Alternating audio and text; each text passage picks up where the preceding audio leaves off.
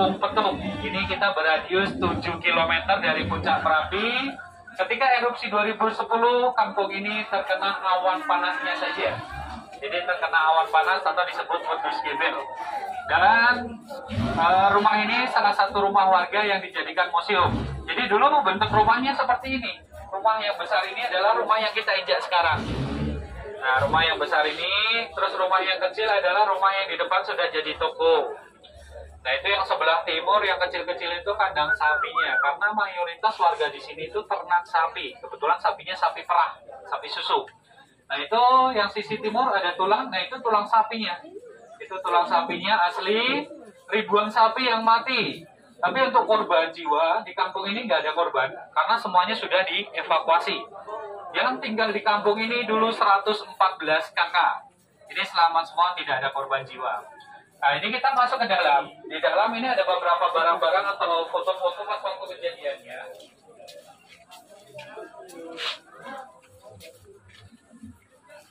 Oke, sambil masuk tapi hati-hati untuk kepala karena rumahnya agak tinggi ini. Nah, ini di sini ada gamelan, ini wayang kulit karena warga sini juga banyak kegiatan atau kesenian juga. Nah, saya sambil bergeser. Ini adalah foto di mana luncuran awan panasnya. Awan panas atau wedus gebelnya. Nah, untuk awan panas ini suhunya di atas 700 derajat Celcius. Dengan kecepatan luncuran dia bisa lebih dari 150 sampai 200 km per jam. Nah, terus di sebelah sini, ini ada foto di mana bunker kali adem yang tadi ini pas waktu evakuasi 2 orang relawan. Ya, 2 orang relawan di dalam bunker waktu tahun 2006. Kalau yang di atas ini adalah rumah Mbah Marijan sebelum erupsi 2010. Yang bawah ini adalah setelah erupsi 2010, itu mobil APV-nya masih terlihat. Terus ini ada fenomenanya, bentuk-bentuk dari awannya. Ini dia seperti kayak wayang semar. Kayak semar, terus ada kayak petro, nah, terus ada bentuk-bentuk seperti orang juga ada. Kayak muka orang, nah seperti itu. Macam-macam untuk fenomena alamnya. Nah, bunker kali adem sebelum erupsi tahun 2006 gambarnya seperti ini. Ini adalah foto bunkernya. Jadi tempat di atas tadi kita foto-foto di atas bunker itu dulunya perkampungan, namanya Kampung Bebeng, tempat buat camping. Baru di bawahnya bunker kali adem, di bawah bunker baru kampung kali ademnya. Ini sebelum erupsi dan ini setelah erupsi 2006. Nah, ini untuk bawah, ini yang kampung kali ademnya sebelum erupsi, dan yang bawah setelah erupsi. Nah, setelah erupsi 2010, untuk KRB-nya, kawasan rawan bencananya itu diperluas lagi, atau zona merahnya. Kalau dulu kan cuma 5 kilo, ini gambarannya. Nah, dulu radiusnya cuma 5 km dari puncak Merapi. Kalau untuk sekarang zona merah jadi 10 km dari puncak Merapi. Pas waktu erupsi 2010, korban paling banyak di sini 10 sampai 15 kilo. 398 orang yang meninggal. Nah, karena tidak diprediksi sampai sejauh ini. Ada 4 desa atau 4 kelurahan yang terkena, yaitu Argomulyo, Kepuharjo, Umbulharjo, dan Gelagaharjo. Kita sekarang berada di wilayah Kepuharjo. Kita tadi setar itu berada di wilayah Umbulharjo. Nah, ini untuk luncur-luncuran awan panas sama 2010. Jadi awan panas kalau dia siang kelihatan awannya, tapi kalau malam kelihatan apinya. Ya, ini untuk lava pijarnya seperti ini kalau malam. Saat ini untuk Merapi itu statusnya masih siaga. Dan siaga ini dari tanggal 5 November 2020 sampai sekarang. Untuk radius 4 km dari puncak, itu tidak boleh ada aktivitas. 2010 pertama kali meletus tanggal 26 Oktober. Tepat Mbah Marijan meninggal kena awan panas, kejadian sore mulai dari jam 4:30. Baru disusul yang paling besar, yang sampai radius 15 kilo, itu tanggal 5 November. Jam ini yang sebagai saksi letusan paling besarnya.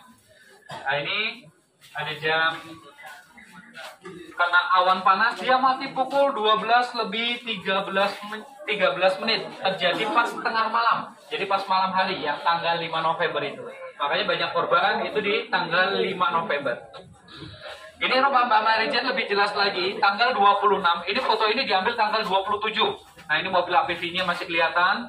Disusul yang 5 November, rumah ini hilang semua. Nanti fotonya di depan bisa terlihat, cuma dibikin gubuk aja tanda rumah Mbah Marijan. Nah ini untuk sapi-sapinya yang sampai matang, bahkan juga ada yang tinggal tulangnya aja pun juga ada.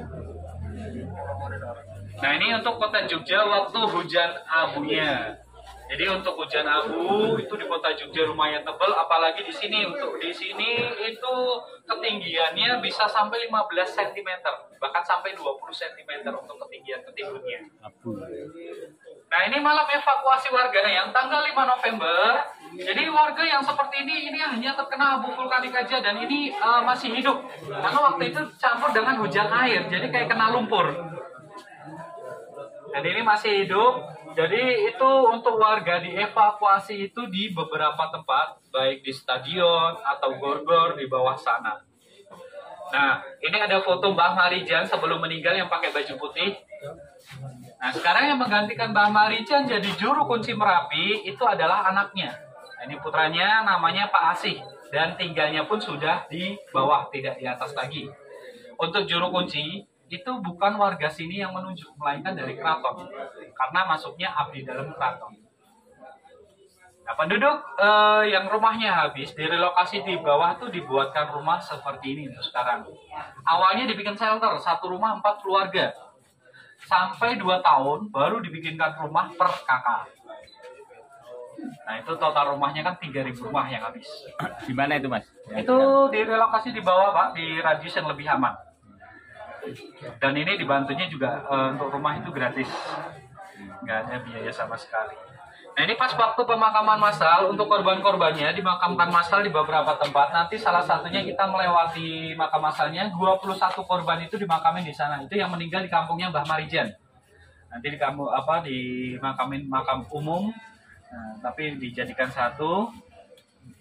Nah ini kita bisa bergeser, ini kita masuk dapurnya, perabot-perabot dapur yang meleleh terkena awan panasnya.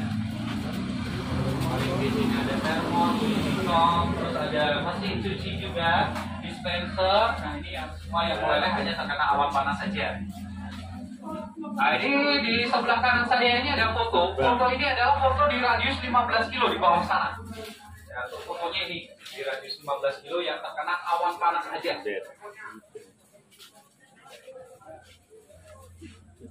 Kalau abu vulkaniknya itu di sebelah sini. Ini abu vulkanik yang 2010. Nah ini untuk abu vulkanik yang 2010-nya seperti ini. Dia kelihatannya halus tapi sebenarnya ini kasar seperti kristal. Nah setelah erupsi 2010 itu kan masuknya di akhir tahun musim hujan, terjadi lagi bencana yaitu banjir bandang atau disebut banjir lahar dingin.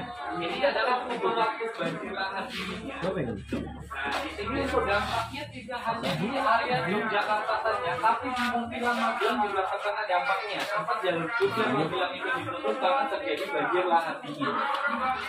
Ini untuk lava bumnya, lava yang sudah jadi batu seperti ini. Dingin Bu. Jadi untuk kan lavanya itu yang sudah turun berupa material pasir sama batu. Nah ketika di Merapi itu hujan deras, nah itu dia terbawa, tergerus. Baik batu segede-gede mobil itu ke bawah banjir. Nah makanya ini yang di Muntilan Magelang, nah itu batunya kan ada yang segede mobil box itu. Nah itu ke bawah banjir. Ini yang sebelah sini. Ini yang ke bawah banjir. Jadi dampaknya juga untuk banjir lahar dingin karena ini luar biasa. Dulu yang sungainya kecil kan sekarang melebar semua karena buat aliran laharnya. Nah, ini yang di belakang Anda, yang di sebelah kanan saya ini ada gelas-gelas kaca yang meleleh terkena awan panas. Ini gelas-gelas kacanya meleleh terkena awan panasnya.